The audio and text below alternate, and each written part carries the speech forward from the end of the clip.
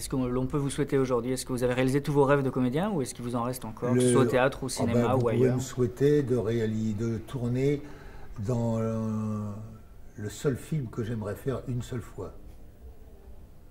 C'est-à-dire une seule fois, j'aimerais tourner un film, juste pour voir comment c'est fait, hein.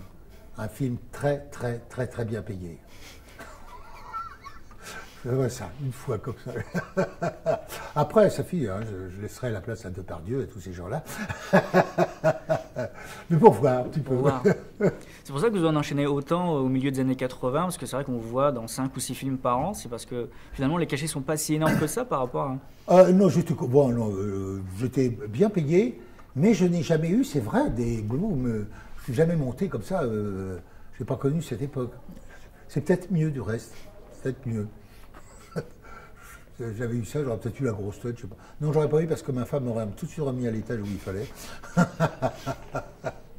Alors, oui, donc. Puis, je crois que ce qui est important, surtout dans ce métier, c'est de continuer à s'amuser, avec. Vous savez, si vous jouez dans une pièce, vous êtes un acteur, vous êtes la vedette.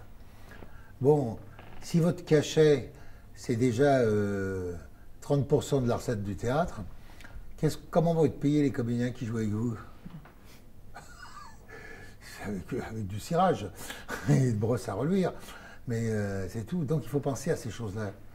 Et bien souvent, je dis qu'au théâtre, par exemple, quand on voit par exemple le prix dont sont payés les acteurs anglais au théâtre ou à New York, les Américains, à côté des cachets des acteurs français, c'est le jour et la nuit. Hein. On n'est pas du tout sur la même planète. Oui, ils ne sont pas bien payés. Hein. Il n'y a qu'à Hollywood. Ils sont une cinquantaine, mais le reste. Le reste ne sont pas bien payés. Hein.